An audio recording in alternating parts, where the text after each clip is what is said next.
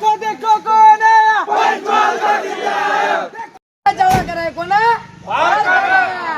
बाकी Panchmahal physical academy ना Zara કરે ને તો મમરા ભરાઈ જાય મારા કલેજા દીપડાનું અભયારણ્ય છે આપણે જાંબુઘોડા કહેવાય છે ને અને પેલું છે રીંછ માટેનું અભયારણ્ય છે રતન મહાલ એક માતા કે જય ભારત માતા કે એક માતા કે જય ભારત માતા કે જય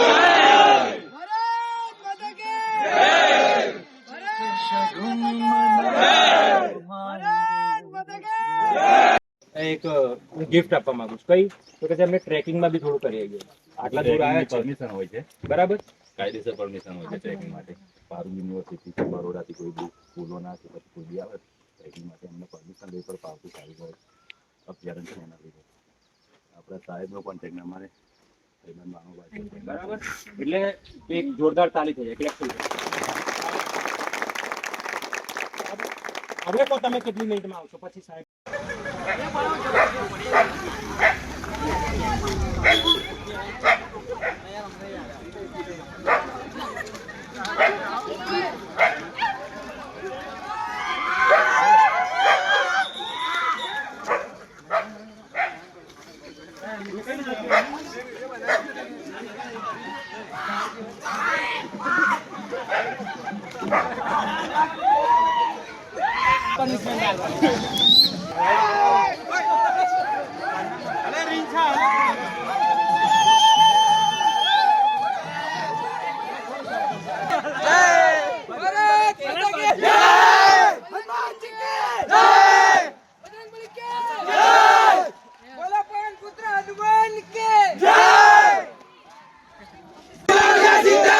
देखो देखो कौन आया पंचमहाल का जीता आया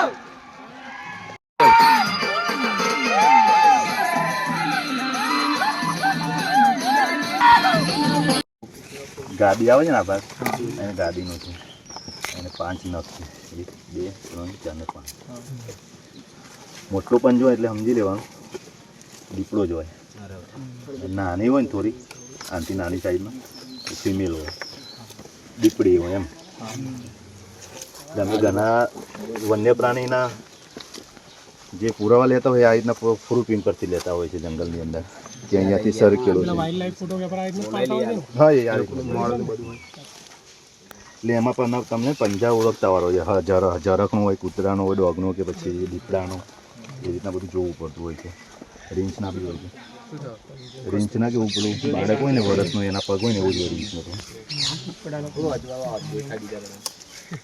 કોઈ બી જગ્યાએ જાઓ તમે આવું જુઓ ને તમે તમારા વિસ્તારમાં દીપડાનો જ હોય ભાઈ કોઈ સાયલેન્ટ ખાલી સર શું કહે છે તમે એ સાંભળજો એટલે કે ઓળખ છે આપણે વન્ય પ્રાણીની આની ઉપરથી આપણે કહી શકીએ કે આની આજુબાજુમાં દીપડો કે દીપડી કે ઝરક કે રીંછ છે એ બધી તમને ખબર પડી જશે છે જે સ્ટુડન્ટે દેખી લીધું એ આ બાજુ હા એ આગળ ચલો ચલો આ નીલગાયનું છે એ લોકોને એવું કેવું છે કે બધા એક જ જગ્યાએ એક જ જગ્યાએ કરે નીલગાયનો એક કેવો રૂટ છે એ અમુક જગ્યા અહીંયા નથી કરે આવી લેપર નથી છે હા એ જ છે પેલો જ છે ભાઈ ચાલો આમ કરેલું છે આપણે એમ જ આમ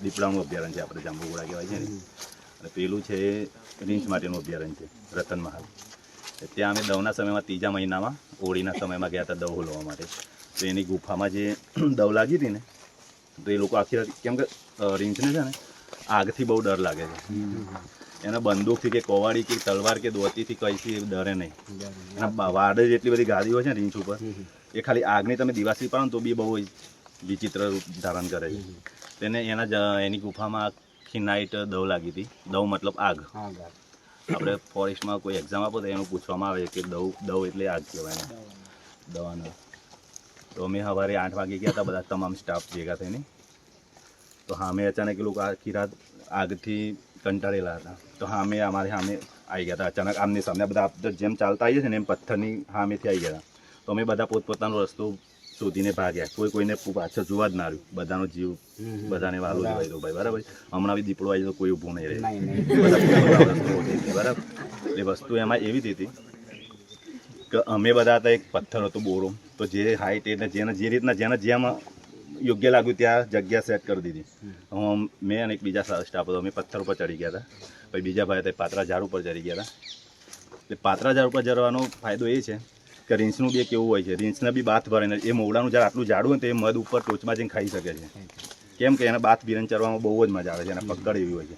અને પતલું જર હોય ને તો એને બાથવાણી આવે ને તે ચડી જ નહીં શકે, એ નીચે બેસી રહે પણ આપણને બચાવ થઈ જશે. અને તમે જાડા ઝાડ ઉપર ચડી ગયા ને તો 100% ઉપર આવી શકે. એવું સેમ બી દીપડામાં બી એવું છે કે પાત્રા ઝાડ ઉપર તમે ચડો તો તમે એ તમારી પાછળ નહીં આવી શકે, અને જાડા ઝાડ ઉપર એને પકડ પડવા મળશે ને તો ચડી શકશે. એટલે બધાને કહે કે તમને ડર નહીં લાગતો કે તમે કઈ રીતના ફોરેસ્ટમાં ફીલ કરતા હોય આપણા મોટા જંગલમાં એકલા, તો અમને એટલું તો ટ્રેનિંગમાં શીખવામાં આવે છે કે અમુક પ્રાણીથી આ રીતના બચાવ થઈ શકે છે તમારો, અને થઈ શકે જ છે, ફાઇનલ વસ્તુ છે. અને એવું અમારે એક ભાઈ નહોતા ચડી ગયા કે બોડીમાં હતા, તો એ ભાઈના ભૂઈ પડી ગયા, તો એને પાછળથી રીંછે એમના ઉપર હુમલો કરતા અંગૂઠો આખો ખાઈ ગયું હતું.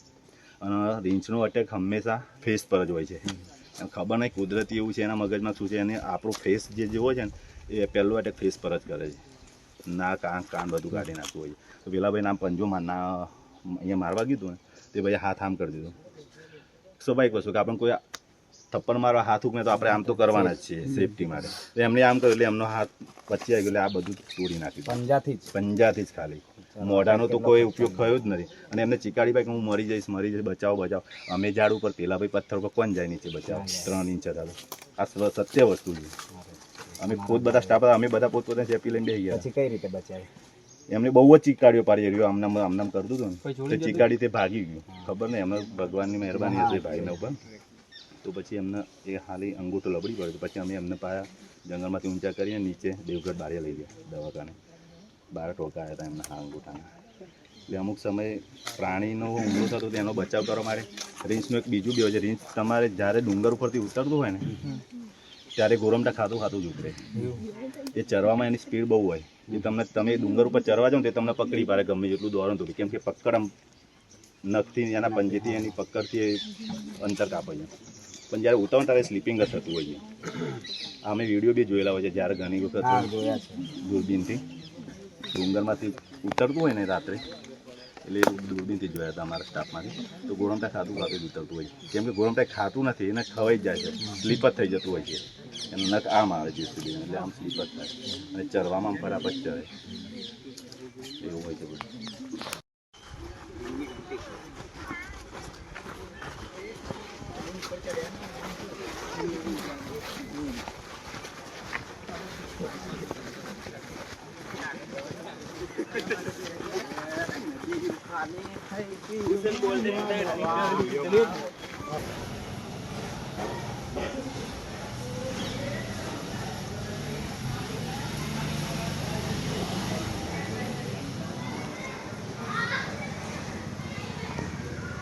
આરા બધા અમારા બંકા બેઠા છે. બંકા ભૂખ લાગી છે બધાને.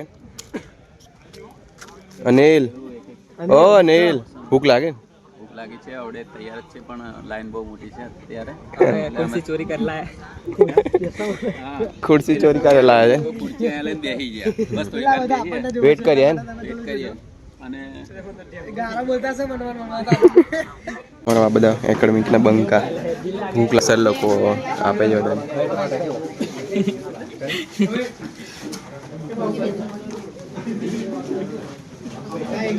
કેવું લાગે છે દૂધ?